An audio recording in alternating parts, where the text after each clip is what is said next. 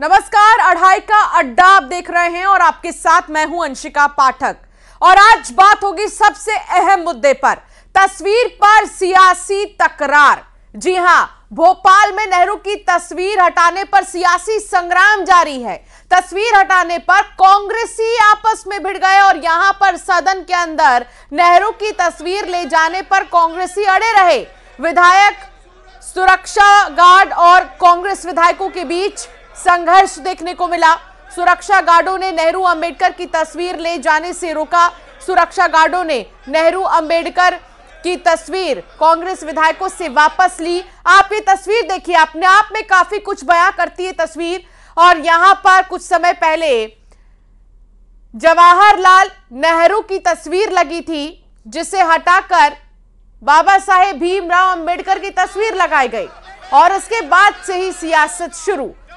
कांग्रेस ने इसका विरोध किया और कहा कि इतिहास को बीजेपी मिटाने की कोशिश कर रही है।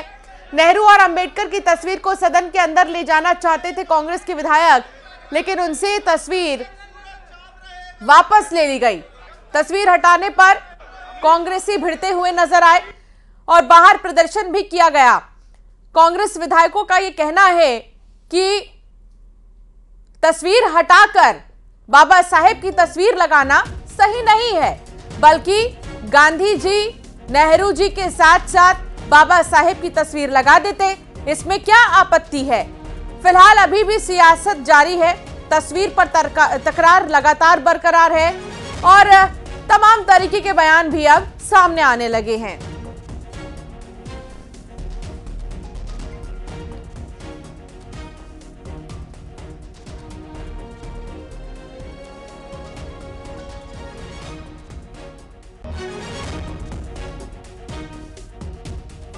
चाहते हैं कि साथ में तस्वीर अंबेडकर जी के साथ नेहरू की भी लगे। सरदार वल्लभ भाई पटेल जिन्होंने इस देश के लिए योगदान दिया, इन सब की तस्वीरें यहाँ पे लगना चाहिए। भाजपा कहने से क्या होता, मैंने खुद ने पत्र लिखा है कि अंबेडकर जी के साथ लगना चाहिए, तो मैंने किसी का वो तो नहीं किया।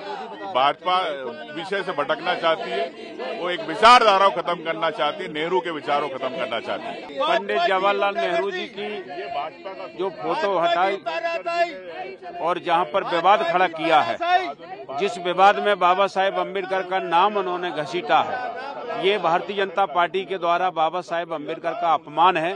और मैं समझता हूँ इस अपमान के खिलाफ हम लोग जहाँ भी जरूरत पड़ेगी, आंदोलन करना पड़ेगा, करेंगे। और पंडित जवाहरलाल नेहरू जी का जो विचार है आधुनिक भारत, आज हम जिस कल में खड़े हैं वहाँ पंडित जवाहरलाल नेहरू का बहुत बड़ा योगदान है। इसको भारतीय जनता पार्टी खत्म करना चाहिए। और अब बात मोहन राज कम करो आवाज। भोपाल से खबर, जहां लाउडस्पीकर वॉल्यूम पर कल से एक्शन शुरू हो जाएगा। वॉल्यूम कंट्रोल करने का आज आखिरी दिन है। अब 2 से ज्यादा साउंड बॉक्स बजाने पर पाबंदी होगी। धार्मिक स्थलों पर लाउडस्पीकर का वॉल्यूम कम करने का आखिरी दिन आज ही है। आवासीय क्षेत्र के लिए 50 और रात में 40 डेसिबल की इजाजत।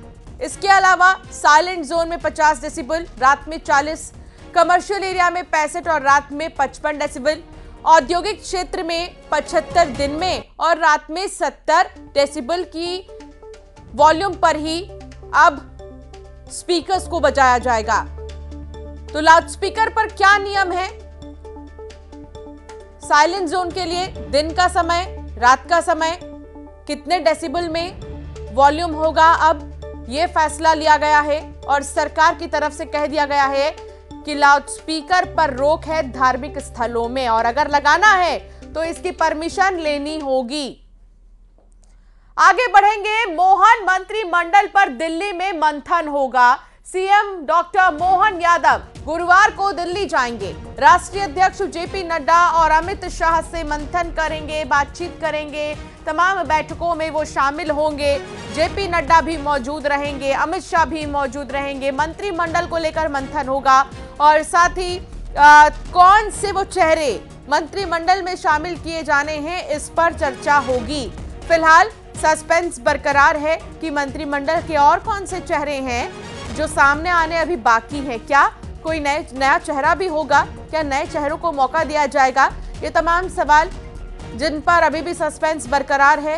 मुख्यमंत्री के साथ साथ जेपी नड्डा और अमित शाह भी इस बैठक में मौजूद रहेंगे। उनके साथ ही मंथन किया जाएगा, जिसके बाद नामों का ऐलान कर दिया जाएगा। विभाग कौन से किसको देने हैं और फिर कौन मंत्री बनाए जाने हैं, इन तमाम चीजों पर चर्चा होगी और सीएम गुरुवार को दिल्ली जा सकते हैं। तो मोहन मंत्रिमंडल पर दिल्ली में मंथन होगा।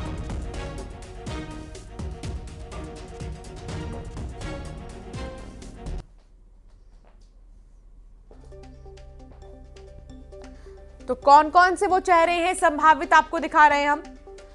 कैलाश विजयवर्गीय, प्रहलाद पटेल, इसके अलावा राकेश सिंह संभावित चेहरे जो मंत्री बन सकते हैं। राव उदय प्रताप सिंह ये मंत्री बन सकते हैं। रीति पाठक इससे पहले काफी ज्यादा चर्चा में थी जब मुख्यमंत्री के चेहरे को लेकर रेस में नेताओं के नाम आ रहे थे। तो ये वो तमाम ऐसे चेहरे हैं जो हम आपको दिखा रहे हैं कि ये मंत्रिमंडल में शामिल हो सकते हैं।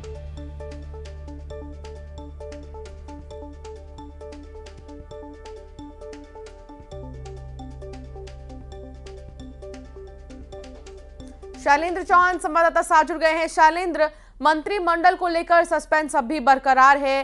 हालांकि मुख्यमंत्री मोहन यादव दिल्ली जाएंगे, इस बीच क्या जानकारी आपके पास?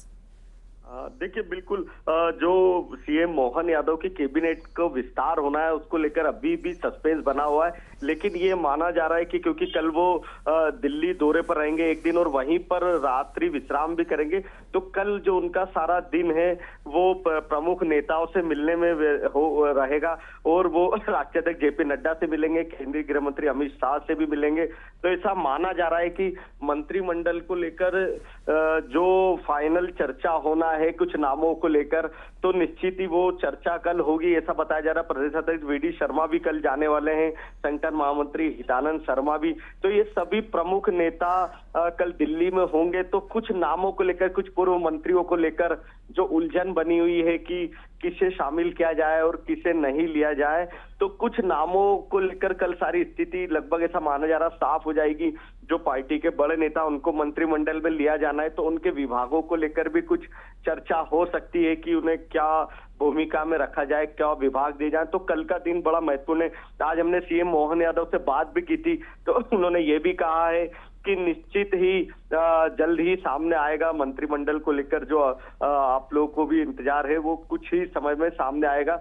वैसे ही हमने राष्ट्रीय महासचिव कैलाश विजयवर्गीय से भी आज पूछा, तो उन्होंने ये कहा कि मंत्रिमंडल में मेरी क्या भूमिका होगी ये जल्द ही सामने आ जाएगा। तो कहीं ना कहीं ऐसा लग रहा है कि कुछ दिन में मंत्रिमंडल गठन हो जाएगा। कल के बाद जो सारी बैठक होगी उसमें स्थिति साफ होगी और उसके बाद कुछ ही दिन में नया मंत्रिमंडल जो मोहन यादव कैबिनेट बनना है वो सामने होगी और मंत्रियों की शपथ भी हो जाएगी।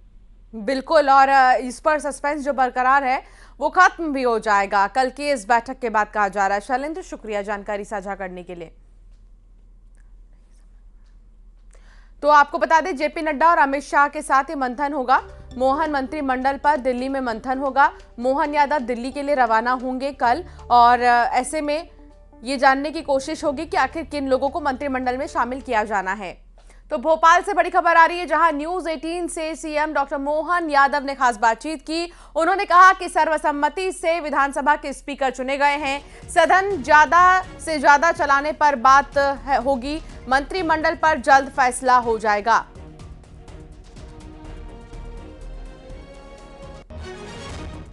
सही बात है, हमारे लिए सौभाग्य की बात है कि माननीय नरेंद्र सिंह जी का व्यक्तित्व इतना अच्छा है कि हमारे सभी मित्रों ने, दोनों दलों के लोगों ने मिलकर के उनका चयन किया। मेरी अपनी ओर से माननीय नरेंद्र सिंह जी की बधाई और साथ ही ये सकारात्मक अच्छी पहल है। हम सब उम्मीद करेंगे कि ये क्रम जारी रहे। राज्यसभा के सभापति और उपराष्ट्रपति जगदीप धनखड़ की नकल उतारने के मामले पर एनडीए के सांसदों ने संसद में अपना विरोध जताया है।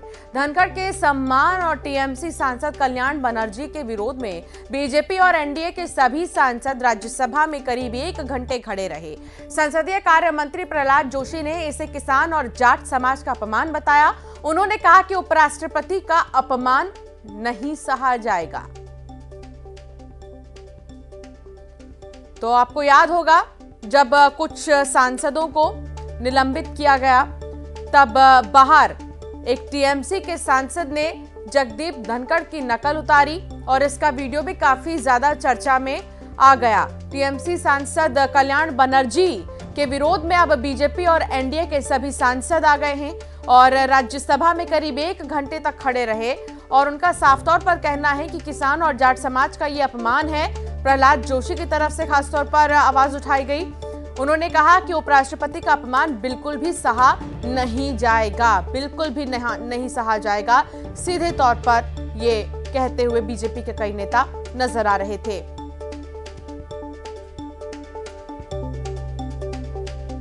प्रहलाद जोशी को आप देख रहे हैं। प्रहलाद जोशी ने कहा कि साफ तौर पर किसान और जाट का ये अपमान है। आगे बढ़ेंगे।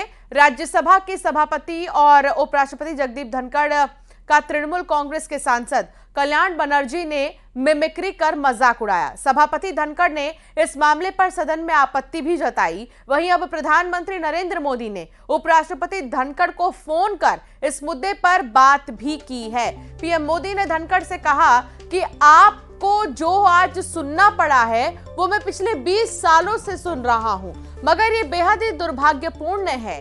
जगदीप धनखड़ ने ट्वीट कर बताया कि प्रधानमंत्री मोदी ने उन्हें फोन किया।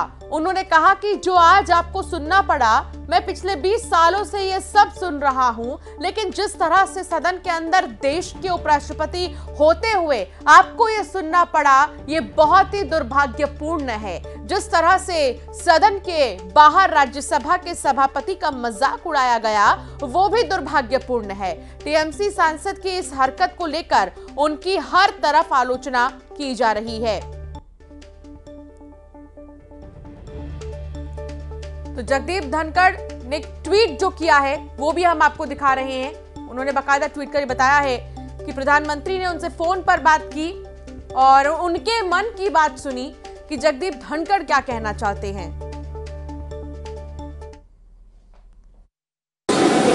मैंने कुछ देर पहले एक टीवी चैनल पर देखा है, गिरावट की कोई हद नहीं है, गिरावट की कोई हद नहीं है। आपके एक बड़े नेता एक सांसद के असंसदीय व्यवहार को वीडियो कर रहे थे। आपसे भी बहुत बड़े नेता हैं वो। मैं तो यही कह सकता हूं, सद्बुद्धि आए, कुछ तो सीमा होती होगी, कुछ जगह तो बख्शो, कुछ जगह तो बख्शो।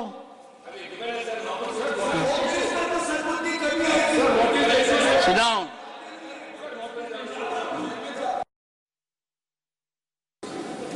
मैंने कुछ देर पहले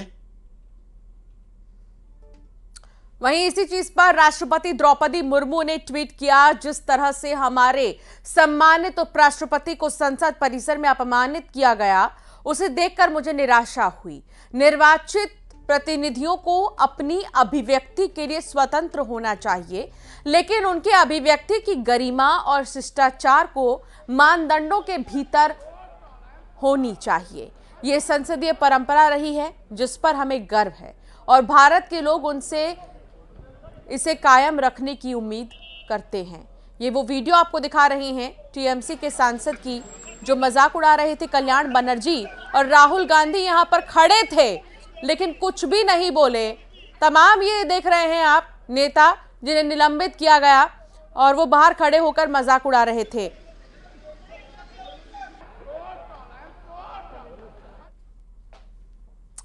तो लोकसभा स्पीकर ओम बिरला ने उपराष्ट्रपति से मुलाकात की इस दौरान उन्होंने जगदीप धनखड़ से मिलकर मजाक उड़ाने की घटना की कड़ी निंदा की। दरअसल कल संसद के बाहर टीएमसी सांसद ने उपराष्ट्रपति का मजाक उड़ाते हुए मिमिक्री की थी, जिसके बाद से सियासत तेज है।